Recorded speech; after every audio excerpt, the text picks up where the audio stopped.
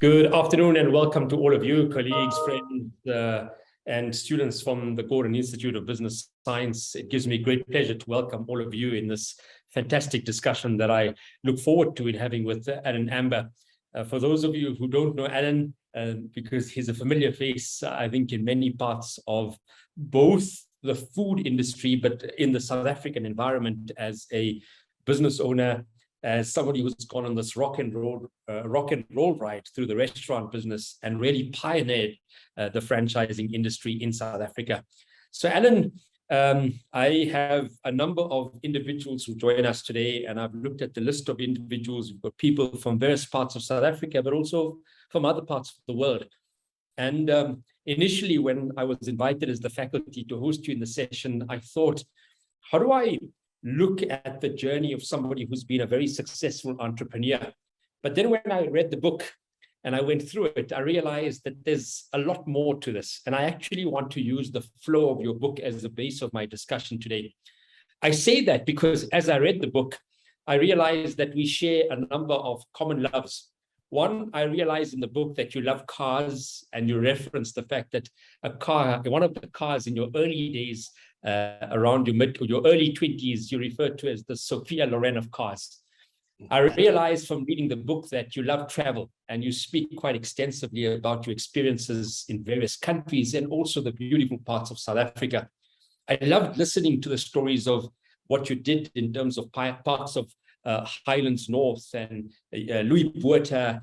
And interestingly, it reminded me of the storytelling that was there in Trevor Noah's book. Number three, I think we share this love for storytelling, because in my classes, in the work that I do, I love telling stories because I think it's a beautiful way to be able to impress on something. Number four, we both share love for good steak, and I think you've perfected that in the beautiful story of Spur. And finally, a love for South Africa. So I actually want to use that as the frame of the first part. And in the first part, I want to talk from the beginning. And I don't talk the beginning of Spur. I want to talk about, because you bring this beautifully in the book, I want to talk about your journey, where you grew up, this family that you speak about quite extensively, your upbringing. And I want to use that, perhaps your life story, because we talk about it as a memoir. So I want to start perhaps with your own journey, Allen, if you don't mind. Not at all. That's a pleasure. And thank you for inviting me. Pleasure.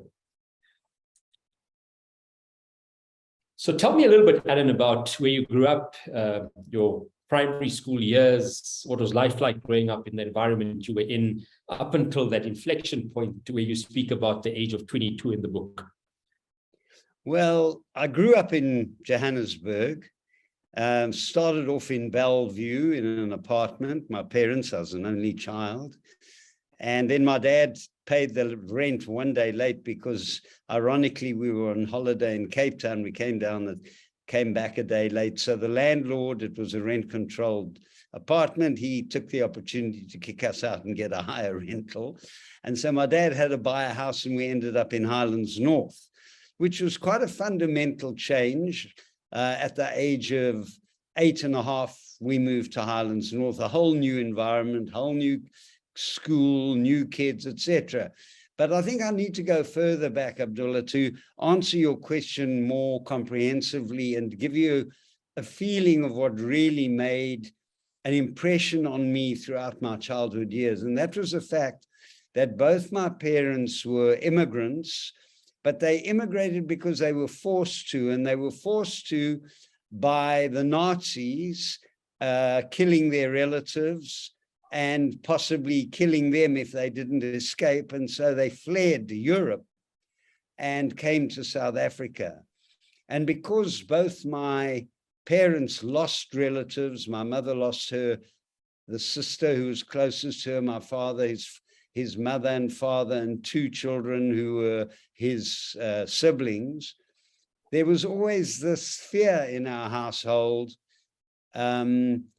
that things could go wrong. And that's a fear that's been in South Africa as well for many years, because apartheid was such a dreadful, unjust system, which my parents recognized me and educated me about, being honorable to all people, irrespective of their color, their tribe, their religion. And fortunately, I was brought up in that sort of environment, but there was concern about the future of South Africa. Sure. So I was very lucky. I had a well educated set of parents. They were highly well educated. My father educated himself in economics and history, particularly. My mother, sadly enough, was in 5th year medicine, and she was a concert pianist when she had to leave her home because of Hitler. So she never completed her medical studies because she couldn't afford to.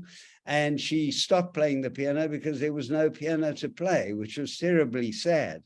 And actually, I can illustrate that when much, much later in my life, when I was about 20, I was about 17. I came home from school one day, and my dad had purchased, by then they could afford to buy a piano.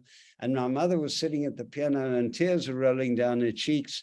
And I said, "But Mom, why are you crying?" She said, "Because my teacher," she went back to a teacher, "told me I have to change the way I hold my hands. And I can't, because that's what I've learned."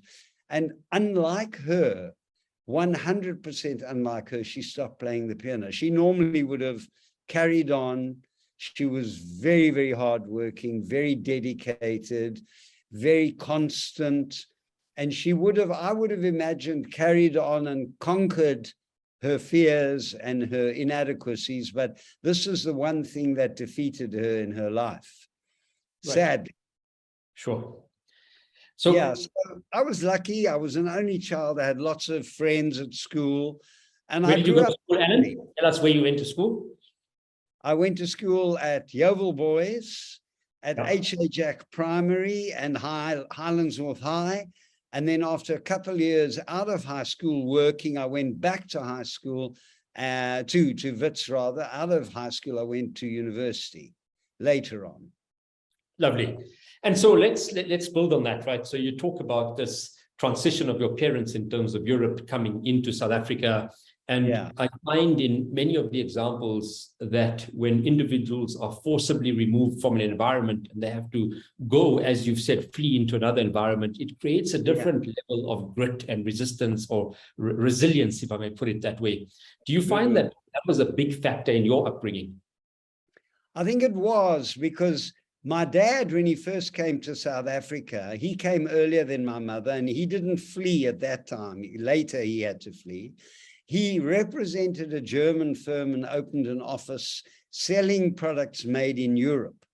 Right. And he then later on left them and went back to Europe and got hold of factories there whose goods he could sell in South Africa. He ended up specializing in carpets, upholstery materials, watches, and in those days, because it was fashionable, smoking pipes that you smoked tobacco in. And he came back to South Africa and he opened a little office, a one-roomed office, and he had a bed in the office and he lived there. So he was living off the sniff of an oil rag, and he worked hard and he built himself up slowly, but he never had a big office, but he certainly was fortunate enough to be able to remove the bed and live in an apartment, a small flat in Berea initially. Right. And he met my mother and they married in Berea, and then they moved to Yeovil because I came along to Bellevue, actually next to Yeovil. And we lived in an apartment that also had one bedroom, but it had a huge lounge. So my parents occupied the lounge and I occupied the bedroom as I grew up. And I always knew that my parents came from privation. They didn't have lots of money. They didn't have lots of choice, but they made the opportunity happen for themselves by sheer hard work and being determined to do as well as they could for themselves and their family. Lovely. So Alan, let's then take it in terms of upbringing. Highlands North, you went to school in this environment, you walked the streets of Johannesburg, as you indicated, despite being an only child, you built good friendships. You then went to Wits University, and talk about your life journey as I'm transitioning through it in terms of those mid-20s, early 20s, because you speak about it quite extensively in the book. Okay, I'll get there just now. Can I just say one thing? I didn't so much as walk the streets, but after the time I was 13, I rode on my bicycle to school, and my mates had bicycles as well. And so we were quite able to move around, you know. It wasn't just walking, but we did play outside on the road, kicking rugby balls, soccer balls, playing tennis at a local club in the week when we were allowed to. So I had that sort of upbringing, and at school, I was in the school band at Highlands. I played cricket and tennis, and much against my judgment, rugby, because it was too tough for me. I didn't enjoy it. I was short in those days, so they made me a hooker, and the pressures in the scrum are something that you don't want to feel. 100%. So, but going to university came about unusually, because I finished matric and I went and worked in England for a company that my father represented in South Africa, that made carpets and upholstery materials. They thought, because the sales manager used to come out to South Africa regularly on selling trips with my father, and he was good mates with my father, and they got on very well. So they thought, here's this hopefully bright, must have thought I was a bright youngster. Let's take him to England and train him. They didn't pay me. My dad paid for my ticket to England, and he sent me some pocket money. And I worked in their office, and I learned, and they thought maybe I'd go and join my dad. I think that was the motivation from their point of view. From my point of view, when I left school, I didn't know what I wanted to do with myself. I had absolutely no no idea at all. I knew I didn't want to be a doctor or a dentist, and I knew I didn't want to be a nuclear physicist, because science isn't my favorite. I wanted to be creative in some way, but how, I didn't know. So I was lucky enough to go and live in London, and I bought a motorbike whilst I was there and did a month riding around Europe, and then sold it again. And I got a good training, and I came back to South Africa. And then I battled to get a job, but a friend of my father's fixed me up with a similar firm to my father's, but much bigger. They sold lumber, timber, toys, upholstery materials, a lot of stuff. They were a big firm, and what they did is they put me in their storeroom with the samples, hoping I'd grow up. But I was very frustrated after I'd reorganized their samples and put them on peg boards at a slant so that you could see them. They weren't all in boxes, and people could come in and view them. After doing that, I then found some shawls, black shawls, that churchgoers and widows mainly wore in the black community. And I started selling them on either side of Market Street and Commissioner Street in Joburg. So I did a lot of walking, because I was walking to the left past Delver Street down into the direction of Jeppe, and then walking to the right through to the market side, and selling to the guys who were running that sort of shop. And I built them up quite nicely, but I didn't have enough to do, and I was frustrated, so I left. Right. And at that time, the army called me for 9 months. So I learned that if I went to university, I'd only have to do 6 weeks and then three-week camps. So that was the reason why I went to university. I did a BA in economics, art, history, and English. Right. And I didn't really still know what I wanted to do, but something important happened.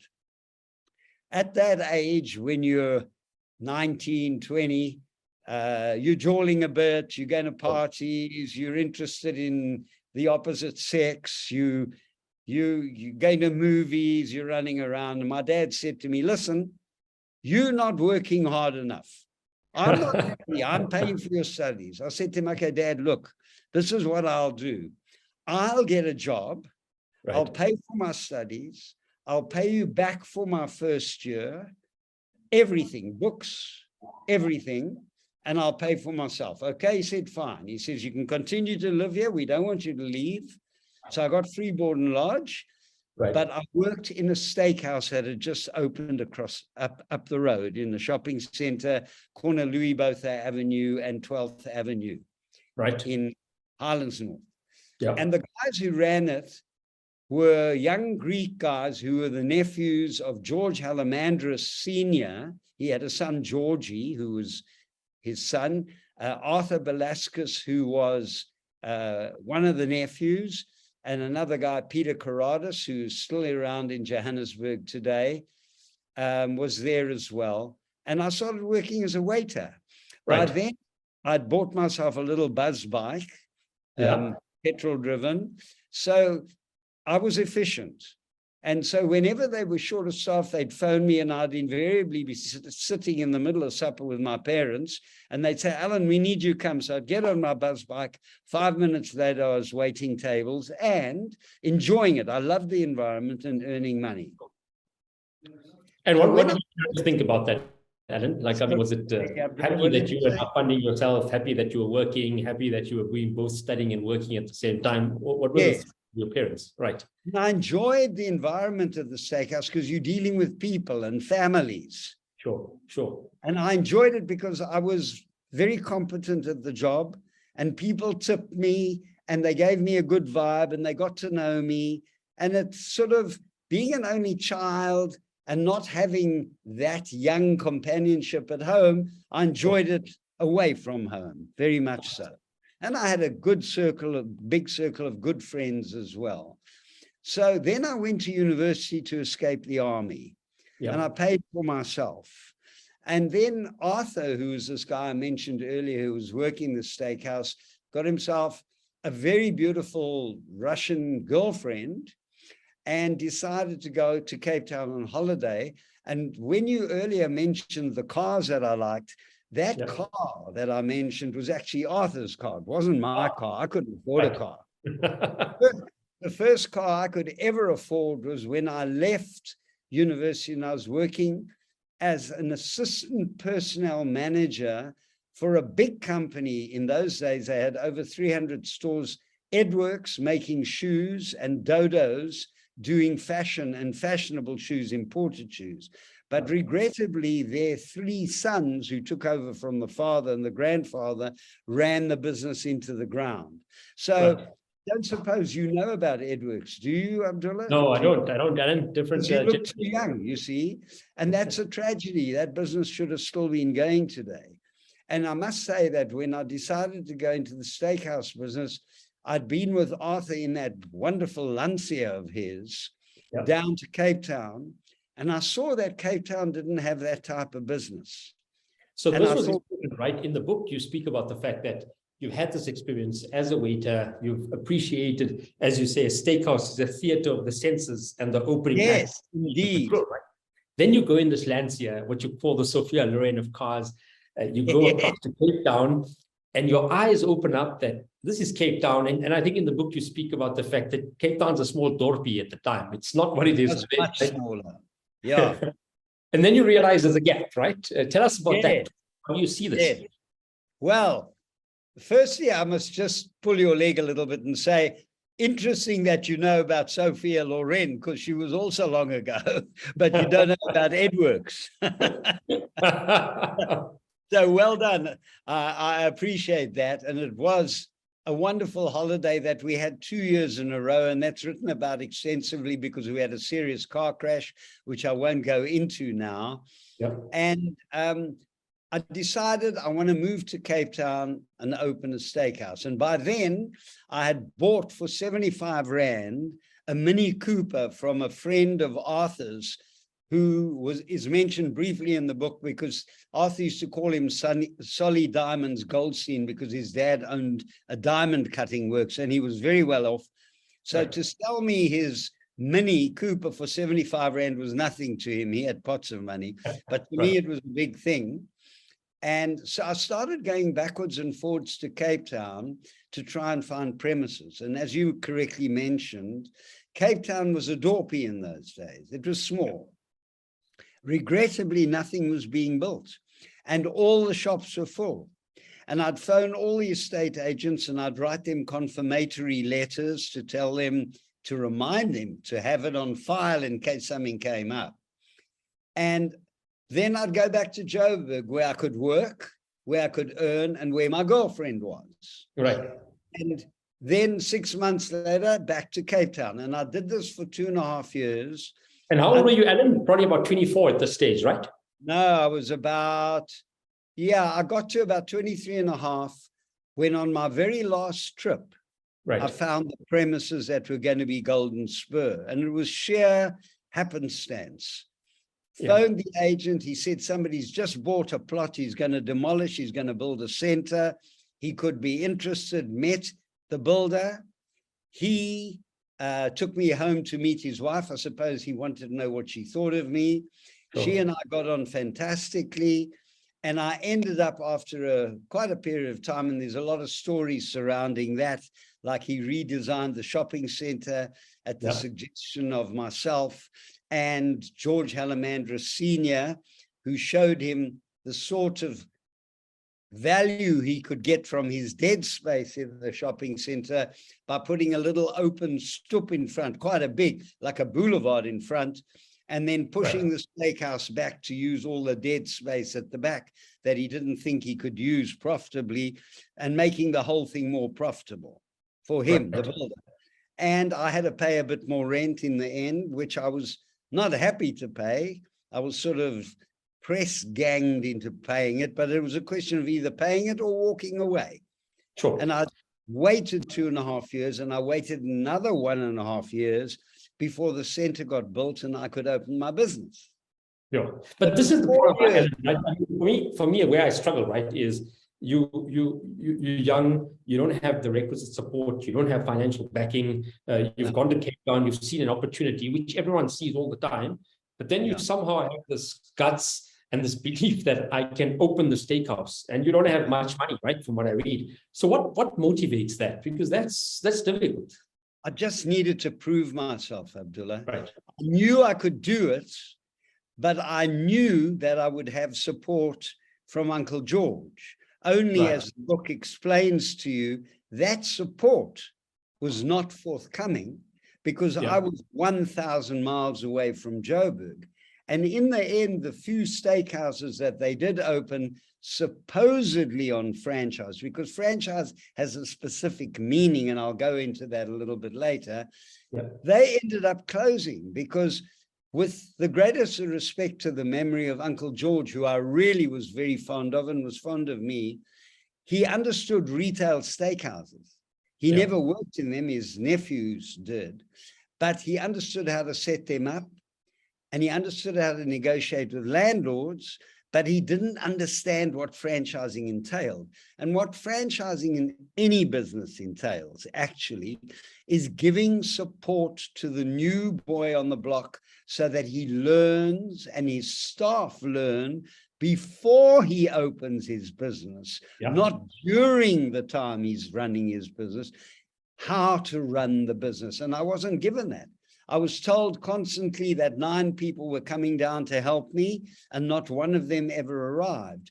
And so I learned steakhouse franchising and other franchising by default, because if I didn't learn, I would have gone under.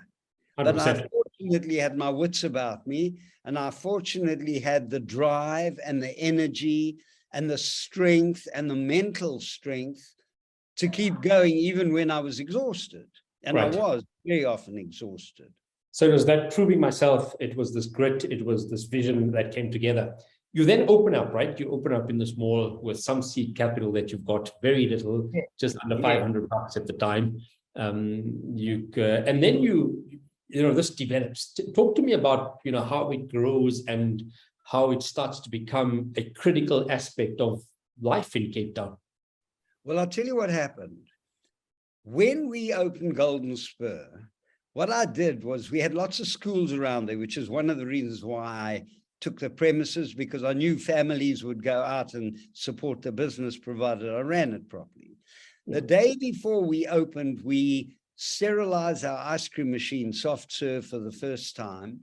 And all the school kids that would walk past our doors, I'd go out to them and say, tell your mates, tomorrow at such and such a time, which was the day before we opened actually, come after school and you get a free ice cream cone. And we had hordes of kids, and we gave away on the house tons and tons of ice cream cones. And these kids went home and told their parents. Right. And their parents couldn't understand. I mean, this was totally novel. And this is what I have always been, and I've always tried to inculcate into our business, a spirit of generosity. Because if you give a guy a few more chips on his plate, he's going to be satisfied. If you think you're making money by giving a man less than he's paying for, you're going to lose his loyalty, his goodwill, and his custom. Right. So we started off giving all these kids ice creams. They went home. Their parents said, well, we got to go and find out what's going on here. And how come all of a sudden there's this restaurant, and it was very beautiful, that allows kids, that encourages families. This was a totally new concept. Yeah. Because so a big component of what you write about it, even in the Golden Spur, right? You write about the sign that you put up there that there's no such thing as it's not my job. And so in effect, create this empowerment that comes together. Do you think that's been a big component of your transition into the second store? And then obviously as you moved into franchising? Yes. Well, what happened with the second store was the Halamandras didn't want to put money in the first store because it was Newlands, not Sea Point. As far as they were concerned, Sea Point was the golden goose. Sure. But that wasn't the case, because Golden Spur was run very well by myself and the people I employed to run it with me. And I was manic. And what happened is one of the estate agents who I'd been in contact with phoned me up just prior to Golden Spur opening, saying he had premises for me in Sea Point. I didn't have the money, nor the highly trained people to run it. And so my initial partner who was with me for a short time, who had been working up in Joburg with me, and I talked him into joining me, A, because I needed somebody to lock up the shop so that I could sleep a couple of nights from about 10 o'clock a week, and B, because I needed more money to open the business. Although he never brought the full complement of money, he did join me, and he was an accountant, so he handled that side of things initially, but he was a bit of a lazy sod. Anyhow, the point being that we then phoned the Halamandras and said, look, we got these premises in Sea Point. Why don't we run them and you put in the money? And they agreed to that. So that's how our second shop came about, and it was a partnership.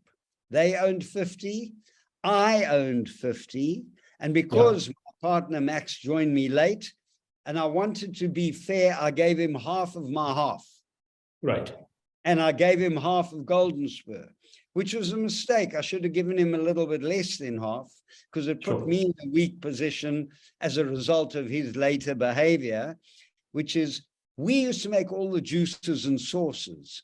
And a friend of my mother's, who was a chemist, helped me with recipes for some of the sauces, you know, the free barbecue sauce and salad dressing on the table that you get on the house. Another aspect of the generosity, you know, you go and buy a steak and you get a pepper sauce, you pay for the pepper sauce. 100%. But for the barbecue and the salad dressing, you didn't pay. It was on the house, gratis, free, gratis, and for nothing. And it was part of what we gave customers to bring them back, because that taste, they wanted taste, you know. And I was with my wife in Sea Point yesterday going to have sushi, and I smelt the Spur in Sea Point. I thought, I don't know, maybe we should go there. But we didn't. We went and had sushi. So we opened the second one very soon after the first, which made things very hard. And I'd work one night in one night in the other, and Max, my partner, would do the opposite night in the opposite place. But every time I came back to Golden Spur, which was my real love in Newlands in Cape Town, it was dirty, it hadn't been cleaned properly, it hadn't been. So I said to Max, okay, Max, you run 7 Spur in Sea Point, where there was the partnership, I'll run Golden Spur. And Max was lazy. And he wasn't really a people person. I didn't realize that, because he'd been very good when he was a waiter working for other people. So 7 Spur, after the season, when it did well in December, January, started going downhill, whereas Golden Spur was going uphill from the start and making lots of money. And that was then the inflection point into franchising, right? This is new. It's not Tell you like what happened. go to the website, pick up a franchise, know what the application fee is. It was early days. You created in a way, the franchise industry in South Africa. Like what was I did, to a great extent. Yeah. I'll tell you what happened. It was happenstance. One Saturday night, a guy I was at school with walked into Golden Spur. It was December. Hi, Raymond, how are you? I said. He said, fine, thanks. This is my friend Paul. I said, hi, Paul. I said, what brings you here? Holiday? He says, no, I'm coming to live here. I said, really? What do you want to do? He says, I want to open a steakhouse. I said, really? Where? He said, Belleville. I said, it's funny, you know, the Old Mutual have just approached me. They've got premises they're building in Belleville. They want one of our steakhouses there. He said, well, will you help me? I said, sure, I'll franchise you. And we shook hands. So he was my first franchisee. And I then had to get a franchise agreement organized with lawyers. And he brought his lawyers and we bickered and bartered a bit. And then we settled on the agreement. We both signed. And then I trained him and all his staff in Golden Spur and Newlands. And when he opened in Belleville, I sent my senior manager to help him open, and I went and helped him open. And that is what franchising is, making sure he succeeds and understands everything and doesn't fall flat. That's 100%. What franchising is. It's holding your hand and boosting you and building you up. 100%. And if I have to then fast forward, right? You've gone through the journey. You've had really tough environments. At times in the book, you write that you actually would be cleaning the floors, singing in isiXhosa with staff and really bringing it together. Then you're now at a stage, you know, a few years later, since 1967, you've built this incredible household name. When somebody thinks steak, they think Spur. Did you ever imagine that it would grow to this, that it would become synonymous, it would become a household name, it would become more than 500 franchises, or you never I never thought that far ahead, but once I started franchising, I started realizing the potential. And after a few years running retail, I was ready to move out and grow the franchise and have a more 9-to-5 job, because by now I was married and I had 2 children, and working till 2 in the morning and driving staff home to Gugulethu wasn't the exact prize I wanted. Of course, by then we weren't doing it. We had a waiter, had a license, we had a combi, but initially we couldn't afford that. Initially, after scrubbing the kitchen floor myself to show the staff they couldn't outwork me, I'd drive them home and then go home and then sleep 5 hours and then get up and be back to unlock the door in the morning. Right. So my night staff slept later because they only came in at 12, because they were on a split shift, lunch and dinner. And the day staff came in with me. Sorry. So if you say that, you know, never expected, often when you reach the pinnacle of that kind of success, you know, there's a opportune time to celebrate. So let me ask you the question, how did you celebrate? I'll tell you how I celebrated. I put an ad in the Sunday Times and I got an application from Clarkstorp.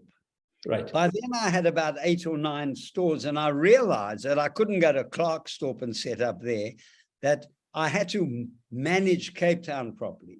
So I put an ad in the Sunday Times and I found a guy who had been working for Wimpy as a griller, and he was German and he was a chef, and I met him and I liked him and I hired him, and he turned out to be the best, one of the best employees on the head office side that I ever could have hired and dreamt of. A man so committed, so competent. And today he's still around. We're still good friends, although he left me to join his son, who had started a business called Cash Converters. Right. And they franchised as well, because Gert learned franchising from me. Sure. Yeah. Brilliant. So I hired him, and he had a little car. We bought him a little Golf, and he started riding around the country, matching premises with franchisees. And he started growing us from that level. and my partner in Golden Spur, a young man who had finished varsity and who joined me and loved it there, he'd train and I'd run the office and the negotiations, and Gert would run the office and negotiations, and we gradually grew the business. 100%. That's what happened, with a lot of energy and a lot of love, a lot of commitment. So you grow this and it becomes your baby, but it becomes much larger than you ever anticipated. And then in 2017, as you put in the book, you just come back from gym, you're not familiar with Twitter, and all of a sudden there's this explosion in terms of the incident that happened. And then you take a principled decision, and that principled decision, right in terms of the approach, you never anticipate that the impact would have a negative implication on the franchise. And obviously, we realize in the world we're living in, the speed of how social media can impact and even disrupt a business in its entirety. Walk us through a little bit of that experience. Well, I think the important thing was that the guy who had taken over from Gert, who was the first guy I'd employed and who had eventually been promoted to MD, handled it very, very badly. He was in Saudi Arabia at the time on business. He got phoned by the media, and he was a little bit arrogant. He's no longer with us, and he's regrettably no longer alive. But instead of saying, I will phone you back, give me 5 minutes to think about this, he banned the guy outright for life. And a certain section of the community took offense to this, although I must add he was right, but he didn't handle it intelligently. You know, what you do is you say, give me 5 minutes, I'll phone you back. He phones me up, or one of my other associates, or calls a meeting. In those days, we didn't have Zoom, but telephonic meeting, and we cluster around a table and we discuss it, and we say, okay, tell the guy from the press that we're very upset. We're more upset for the lady who was insulted by the gentleman, but the gentleman's kid did get hit over the head in the play center, but he had no right to behave like he behaved. And we're going to have discussions with him, and we're going to ask him to make good to the lady because he was very insulting and aggressive towards her. And you talk through it and you make it more gentle than he made it. I'm banning him for life, is what he said. And the press reported that, and so it became a disaster rather than at lower level. And also what it does do is it reflects badly on the management of the store, who could have pacified everybody and solved the problem without it getting out into the wide world. But hey, they messed it up. The then MD compounded the problem, regrettably. But over time, I like to believe over a few years, we won most people back. Got you. Which brings me to my last question, and then I'm going to bring in some of the audience who's put some fantastic questions. Otherwise, the last one, I mean, Allen, you know, if you wanted to go out for dinner in the 90s, you'd have the Spur or the Mike's Kitchen or perhaps the Wimpy. Today, you've got thousands of options, to the point that people are lazy to get up the couch to go and pick up the Uber from the door, which means the competitive landscape has changed, which means that there's so many more options and choices. How does a franchise like Spur, Panarottis, or even Rocco Mamas remain competitive? Because relevant. The space has changed. Well, the space has changed, but the human animal hasn't changed that much. So what I mean by that is, if you give excellent food, excellent service, and fair pricing, and you serve rapidly in nice surroundings with good decor that are well located, where there's parking, where you feel safe coming from your car and to your car, or where Uber can access you, you've got an edge. Plus you've got a brand name, and a brand name is built up over many years. Sure. And there are a lot of small restaurants. Look, I eat out a fair amount, and I'm often amazed at how customers are treated with disregard. Now, I must butt in on myself and say, one thing that's improved the landscape for the consumer is COVID, because all these people who were arrogant running their restaurants thinking they were the bee's knees and that nobody would get in their way, well, they've learned a lesson. COVID came, they had to close down. Some of them never reopened. And when they reopened and they saw customers, they were so happy and so grateful that they actually started to look after the customers like they should have had for years before. But don't forget, if you didn't look after your customers years before, there has to be a percentage that you've lost forever. Exactly. And I think the important thing to remember is that the customer is always the most important person in your business. And that is something that we teach our franchisees.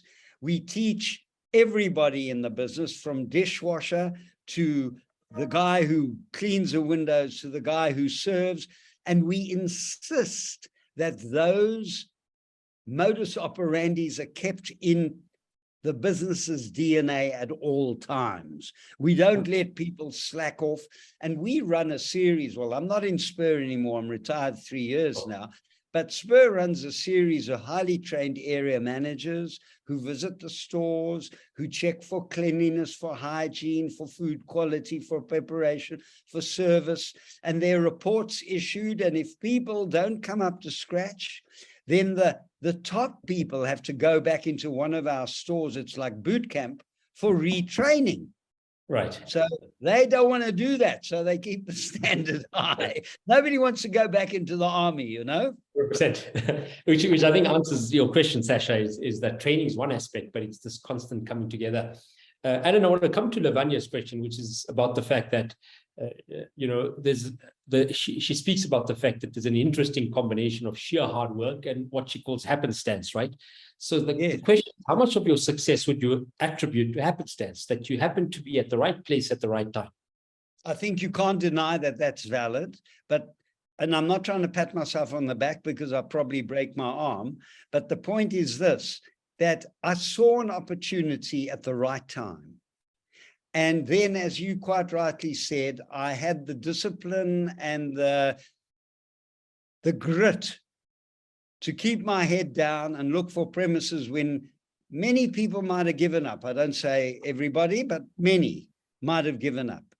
And this was really my last trip when I found the premises. I was going to go and get a job and be unhappy for life, you know, working for others. Well, maybe I would have branched out later. So happenstance plays, I'd say, an important part when it happens and then it vanishes for the future, because if you don't run the business properly, happenstance didn't get you anywhere. 100%. Which as Professor Nick Benadel, my colleague, often says, that the opportunity of a lifetime must be taken in the lifetime of that opportunity, right? And that it was instantly, I'd say. Otherwise, you fall between two stools. You've got to have the courage to grasp it. Exactly. And so Sarah brings this very interesting question, which is something that I've been thinking about, is that when you open Spur in Cape Town, you've gone for 2.5 years up and down.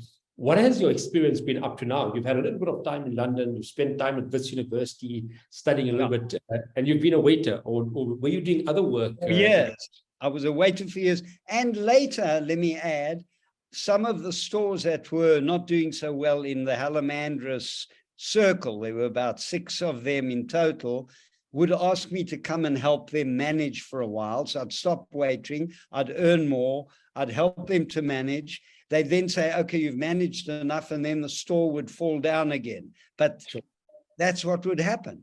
You need dedicated people who are trained. You can't get somebody in like me to build it up. I'm not trying to be a big deal here. And then without bringing in somebody else who costs money and letting me train them, which they didn't do, they said, okay, Alan, thanks very much, bye-bye. And they brought in somebody else, and those somebody else hadn't been trained. So they weren't helping them further. 100%. So, Alan, I'm going to ask you a rapid fire set of questions. I'm going to ask that you don't think about the answer, but come with what comes first to mind. And it's going to be quick. I understand it puts people under pressure, but that's okay. That's great. I can cope. First question, favorite place you've ever been to? Greece. Why? I love the culture. I love the food. I love the warmth of the islands. The people are really nice. And it's nice to get away to a new culture. And I love going on ferry rides between the islands and having a holiday there. Something that you still want to do that you haven't done? Oh, man, it's a hard one, that one. Sure. What I want to do still and have never done, I'd love to go to the Amazon, right, but it's too difficult. And it's I'm not an old man. I'm a man who's of many years, right, but I'm very energetic. These days I teach yoga on Zoom. Yeah. On Zoom, so I'm strong and fit and healthy. I'd love to go to the Amazon. I've been to the Himalayas. I didn't climb the Himalayas. I climbed part of them, but right, I'd love to go to the Amazon. Favorite English football team, and this might either take our conversation in a good way or destroy. Very easy answer. Tottenham Hotspur, since I'm 9 years old. That's okay. As long as it's not Man United, I'm okay. Who's your team? Liverpool, Allen. The only team. Good team. So, the one thing that often comes when people have gone through this incredible career, and I want to bring it together, right? You've got your parents who've come through from a really tough environment, coming into South Africa. You argue, as we say, that South Africa is always this love-hate relationship, beautiful country, incredible topography, beautiful climate, lots of great people, but there's always this tension in terms of the environment and the volatility. You then, and I love the analogies of, Highlands North and Louis Botha, and it reminded me so much of Trevor Noah's time there as well, and also my upbringing and spending so much time in that environment. Yes. Then you go into a steakhouse, you take the opportunity of a lifetime, you move to Cape Town, such an incredible part of our world, you built this incredible business. Where to from here? You've now retired, you're no longer the chair of Spur. Well, what keeps you busy? Let me put it that way. Well, I'd like to be able to do more lecturing than I do. I think I've got a lot to offer on many subjects, on health, on yoga, on franchising, on business in general, on motivation, on training. So I'd love to do more of that. My yoga gives me quite a lot of work. I teach 5 times a week for 90 minutes. Each time on Zoom, but I'm opening up a studio at home soon to go live again, as well as Zoom, because I've got pupils in Croatia, in North Moldova. I had in Australia, but she's given up. I've got in England. So I've got people all over the world. I've got a couple of girls from Italy, who are going to join me in the near future. I met them recently. I don't just want to do business. I'd like to do more for South Africa. I've always been very into the advertising and marketing side. Once I got tired of franchising per se, the MD and his team would handle that because it's reproducing a blueprint. I then got involved in the marketing and advertising side, which is creative. The decor in Spur is very much because of me, the creative side, So I'd like to get involved in consulting. Yeah. So people who need a consultant, here I am, Brilliant. Yeah. So I think definitely on the lecturing side, we'll invite you some of our stuff. That's a commitment I can give you, and love to have you in our spaces. I want to close off with 2 questions that are just interrelated, and I think they're very practical questions. They from some of my colleagues or some of the people who've come onto the session here. When you think about franchising, and is there a specific waiting period before allowing branching? And then another question that comes is, what are some of the things that people who are interested in a franchise opportunity should look out for? Some of the pitfalls, perhaps. Well, I think what they got to look out for is a company that gives them the training and support they need, that has a very good brand name that the public love and that they love.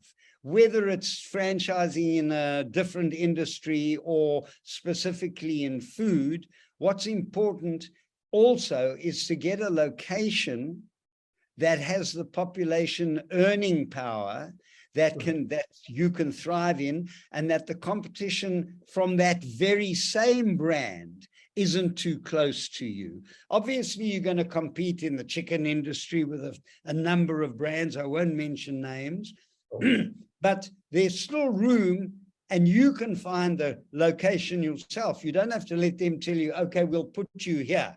Maybe they'll put you somewhere where you can't really make money, and you'll get frustrated and think you've been let down. You don't want to let that happen to you. So as I tell my yoga students, the most important thing about doing yoga is arriving on your mat.